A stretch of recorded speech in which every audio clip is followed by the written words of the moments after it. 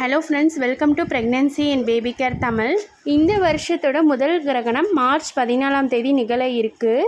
இந்த கிரகணம் எந்த நேரத்தில் ஆரம்பிக்குது, எப்போ முடியுது அப்படிங்கிறதையும், கர்ப்பிணி பெண்கள் என்னெல்லாம் செய்யலாம், என்னெல்லாம் செய்யக்கூடாது, எப்படி நீங்கள் இருக்கலாம் அப்படிங்கிறதையும் இந்த வீடியோவில் பார்க்கலாம். வீடியோ ஃபுல்லாக ஸ்கிப் பண்ணாமல் முழுமையாக பாருங்கள். அப்போ தான் நான் என்ன சொல்கிறேன் அப்படிங்கிறது உங்களுக்கு தெரியும். நம்ம சேனலில் இப்போ தான் ஃபஸ்ட் டைம் பார்க்குறீங்க அப்படின்னா மறக்காமல் சப்ஸ்கிரைப் பண்ணிவிட்டு பாருங்கள். அப்போ தான் நான் போடுற வீடியோஸ்னால் உங்களுக்கு நோட்டிஃபிகேஷனில் வரும். அங்கே வீடியோக்குள்ளே போகலாம். இந்த வருடம் முதல்ல வரக்கூடிய கிரகணம் என்னன்னு பார்த்தீங்கன்னா சந்திர கிரகணம். ஒரு வருஷத்தில் மொத்தம் 4 கிரகணங்கள் ஏற்படும். அதில் இந்த வருஷத்தில் வரக்கூடிய முதல் கிரகணம் சந்திர கிரகணம். இந்த சந்திர கிரகணம் மார்ச் 14ஆம் தேதி வெள்ளிக்கிழமை காலை 9:27 தொடங்கி மதியம் 3:30 வரை இந்த சந்திர கிரகணம் நிகழும்.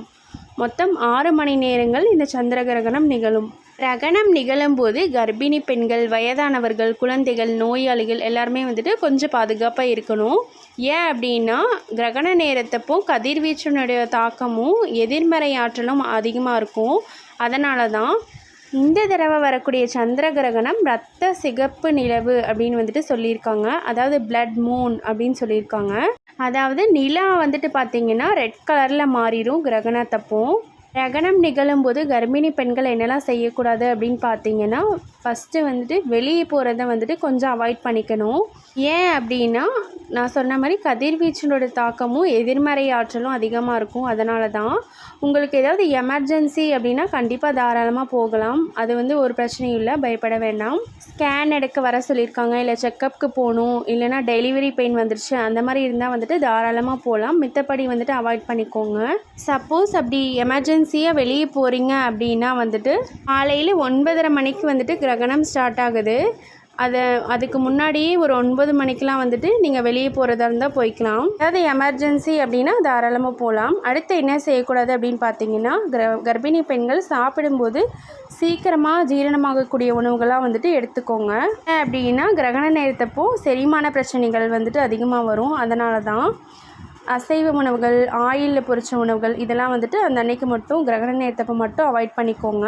அடுத்து என்ன செய்யக்கூடாது அப்படின்னு பார்த்தீங்கன்னா, கூர்மையான பொருட்கள்லாம் யூஸ் பண்ணாதீங்க. கத்தி, கத்திரிக்கோல், ஊசி இந்த மாதிரி பொருட்கள்லாம் யூஸ் பண்ணாதீங்க. கத்தி வச்சு காய்கறி பழங்கள் கட் பண்ணுறது இதெல்லாம் அந்த கிரகண நேரத்தப்போ மட்டும் செய்யாதீங்க. ஏன்னா நெகட்டிவ் எனர்ஜி அதிகமாக இருக்கும். அதனால தான். அப்புறம் ஹெவியான ஒர்க்கெல்லாம் செய்யாதீங்க. வெயிட்டு தூக்குறது, அப்புறம் ஒரு பொருளை இந்த பக்கத்துலேருந்து அந்த பக்கம் நகர்த்தி வைக்கிறது, இது மாதிரிலாம் செய்யாதீங்க. முடிஞ்ச அளவு கிரகண நேரத்துக்கு முன்னாடியே உங்களுடைய ஒர்க்கெல்லாம் முடிச்சு வச்சுருங்க. அடுத்து என்ன செய்யக்கூடாது அப்படின்னு பார்த்தீங்கன்னா, மொபைல் ஃபோன் விட்டு கொஞ்சம் தள்ளியே இருங்க. அதிக நேரம் மொபைல் ஃபோன் யூஸ் பண்ண வேண்டாம். ஏன்னா ரேடியேஷனோட தாக்கம் அதிகமாக இருக்கும். அதனால தான் நிறைய பேருக்கு டவுட் இருக்கும், கிரகண நேரத்தப்போ சாப்பிட்லாமா, தண்ணி குடிக்கலாமா, தூங்கலாமா, இந்த மாதிரிலாம் ஒவ்வொருத்தவங்க சொல்லியிருப்பாங்க அதெல்லாம் செய்யக்கூடாது அப்படின்னு. சாப்பிடும்போது நான் சொன்ன மாதிரி எளிமையாக ஜீரணமாகக்கூடிய உணவுகளாம் எடுத்துக்கோங்க. தண்ணி குடிக்கலாம். கிரகண நேரத்தப்போ வெயில் கொஞ்சம் ஜாஸ்தியாக இருக்கும். நார்மலாகவே கர்ப்பிணி பெண்கள் தண்ணி அதிகமாக குடிக்கணும். கிரகண நேரத்தப்போ தண்ணி குடிச்சிக்கோங்க. ஃப்ரூட்ஸ் சாப்பிட்லாம், இளநீ இது மாதிரி நீர் ஆகாரமாக எடுத்துக்கோங்க. அப்புறம் உங்களுக்கு தூக்கம் வந்துச்சுனாலும் தூங்கிக்கலாம். நிறைய பேருக்கு டவுட் இருக்கும். ஒவ்வொருத்தங்களுக்கு வெளியே போகக்கூடாது அப்படின்னு சொல்கிறோம்ல, ஒவ்வொருத்தங்களுக்கு ரெஸ்ட் ரூம், அதாவது பாத்ரூம் வெளியே இருக்கும், போகலாமா அப்படின்னு டவுட் இருக்கும். தாராளமாக போகலாம். ஆனால் உங்களை ஏதாவது துணியோ ஷாலோ மேலே போட்டு போங்க.